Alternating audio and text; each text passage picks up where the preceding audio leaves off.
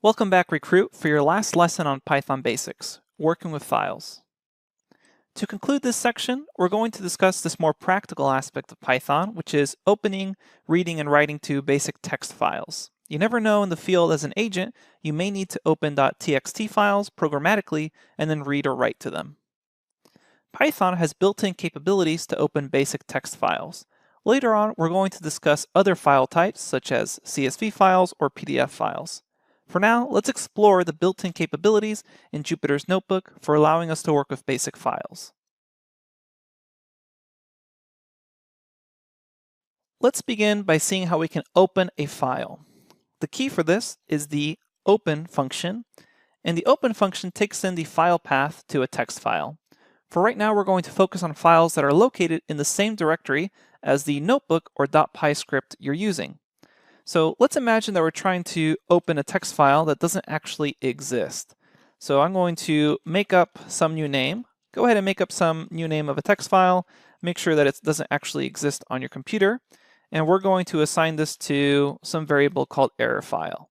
Now when I run this, I get back, as we would expect, an error. And this error is file not found, or otherwise known as error number 2 here. And it says no such file or directory, this makeup_some.txt file. This is basically indicating one of two possible things. Either the name of the file is wrong, so maybe you just accidentally misspelled something here as far as .txt, or more likely, you didn't provide the correct file path.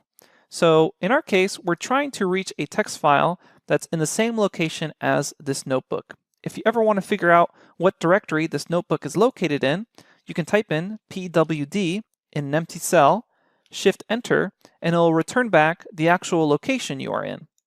And then you can use this to understand the file path that you need to save your .txt file to.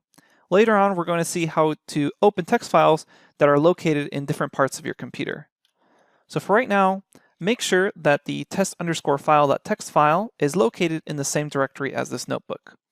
So we're going to say my file is equal to open, and you should be able to find test_file.txt in the same location as this working with simple text files notebook. And as a check for that, you should also be able to tab autocomplete this. That's a good indication that the text file is there. So we run this, and now we've successfully opened this text file. And there's various methods of reading off of this text file. The first one is to say myFile.read, and this is going to return the entire contents as a string. So here I can see one giant string of all the contents in the text file. This is a good choice for smaller files. However, if you have a very large text file, you may not want to grab everything as a single string. So keep that in mind. Another thing you should keep in mind is if you try to read this file again, you'll notice that it returns back a blank string instead of the file contents.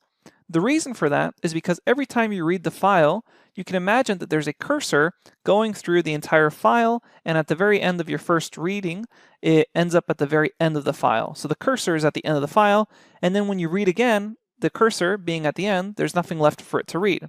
So what we do instead is we have to reset the cursor. And we can do that by saying myFile dot, then call the seek method, pass in 0, and you'll see a 0 being returned. Basically, this resets the cursor to the very beginning of the file, so index 0. And then you can call myFile, read again, and you'll see the contents of the file. Notice here how we're getting this special escape character, \n, and recall from the strings lesson that this actually means there's a new line there. Because so many files often have line breaks, people use them as separators. And instead of reading everything as a single string, what we want to do is get a list that represents every line in the file. To do that, we're going to reset ourselves. So we'll say seek 0, and then we will type in myFile, and we'll use read lines. And what this does is it returns back a list where every item is a single line. So it uses the natural breaking of a new line to indicate the lines of the text file. Now that we've discussed opening local files in the same directory as a notebook, let's discuss in general how to type out file locations. A good way to understand how file locations work on your operating system is again typing pwd inside of a cell, running it, and you can see the syntax that Python is going to expect for you to pass in the file path. Let me go ahead and paste some examples here. Alright, so I've copied and pasted some examples here so we can discuss the differences when working on a Windows computer versus a macOS or Linux computer. You've noticed here that when I typed in pwd, I got this set of double backslashes. That actually indicates that I'm currently working on a Windows computer. For Windows, you need to use this double backslash so that Python doesn't treat the second backslash as an escape character. Recall from the strings lecture that escape characters with that backslash have some sort of letter afterwards indicating a special code, such as a new line or a tab. Since Windows by itself has backslashes for file locations, we want to make sure that Python doesn't try to read the next letter after the backslash as some sort of special character. So to fix that issue, we just have two sets of backslashes, essentially escaping the second backslash. So if you're on a Windows computer, your file path is going to look something like this. As a string, you'll say C, go to users, your username, and then find the file path to your text file. And instead of passing in just the file.txt, if the text file is located on a different folder in your computer, apart from where this notebook is located, you can just pass in the entire file path here. Now for macOS and Linux users, you're actually going to use single slashes in the opposite direction. So your file path is going to look something like this. And your file path, when you typed in pwd, was probably reported to you in this manner as well. Okay, so that's how you can call files that are located anywhere on your computer for both operating systems. So finally, let's see a full example using what we've learned so far. We're going to say my file. We're going to open the test file.txt.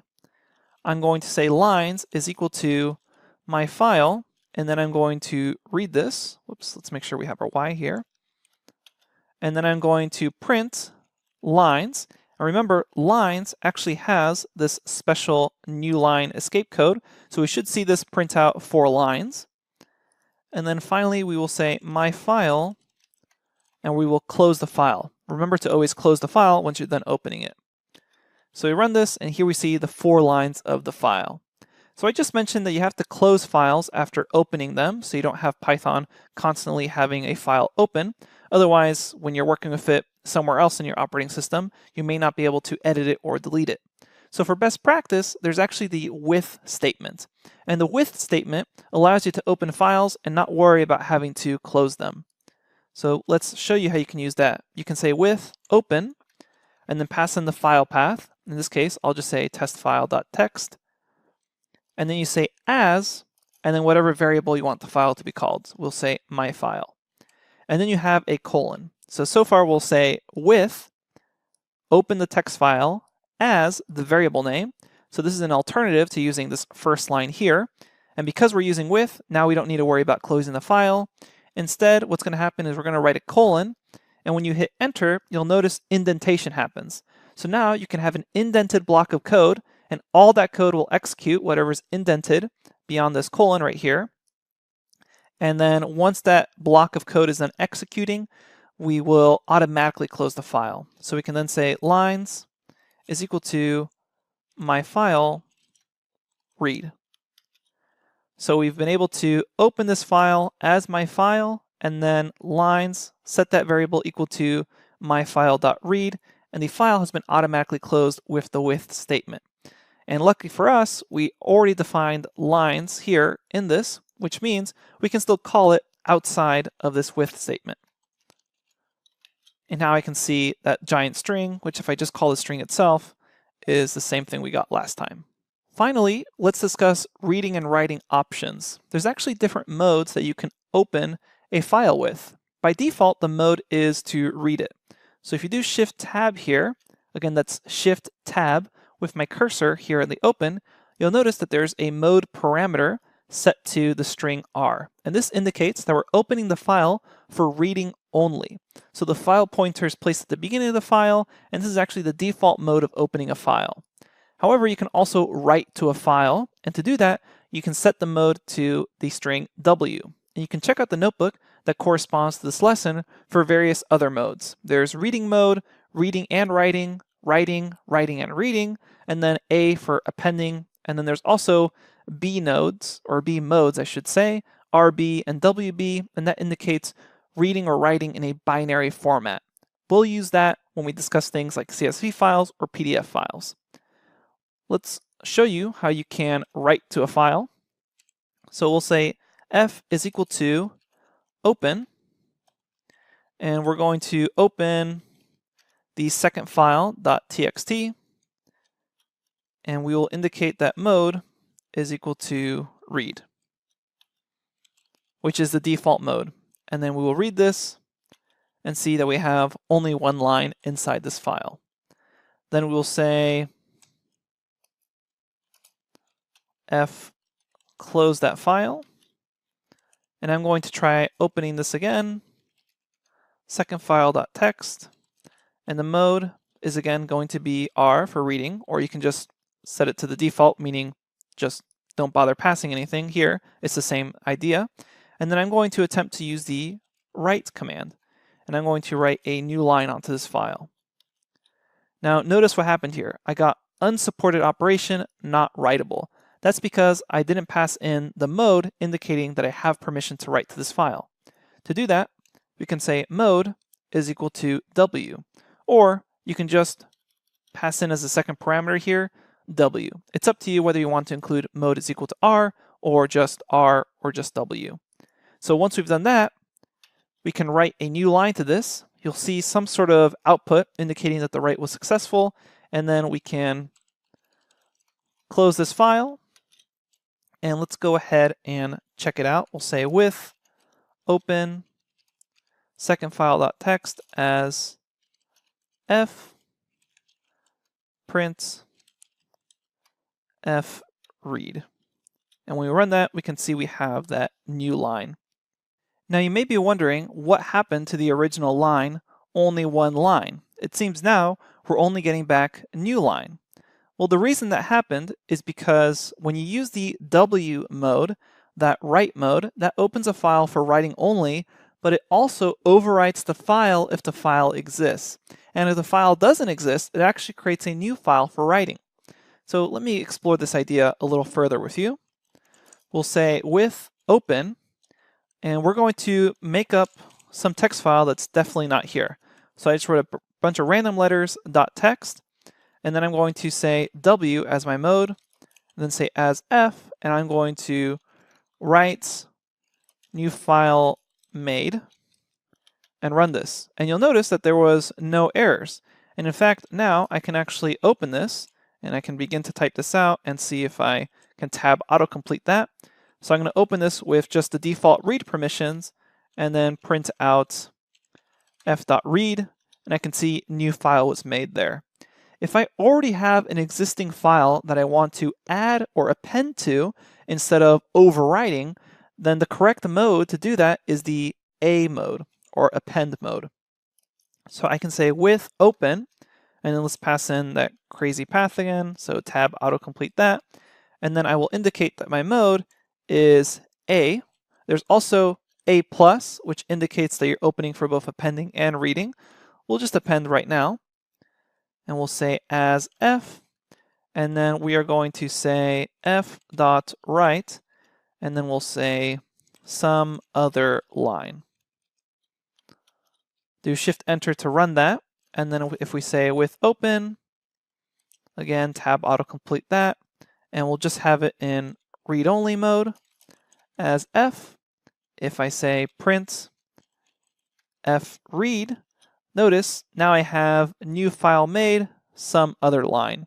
If I wanted to actually add in a new line, what I could have done here is pass in that new line special character to indicate that there's going to be a line break. So if we run this again, notice now I added in that other line. Okay, you can check out the notebook for the various other method modes, but essentially it's R for reading, R+ for reading and writing, W for writing only, and remember that this is going to overwrite the file or create a new one, W+ for writing and reading, and then if you need to append to an existing file, use the A method or if you want to append and read during this block of code, you can use A+. All right, that's it for your first set of recruitment trials. Upcoming is your field readiness exam. Best of luck on that recruit. I'll see you at the next lesson.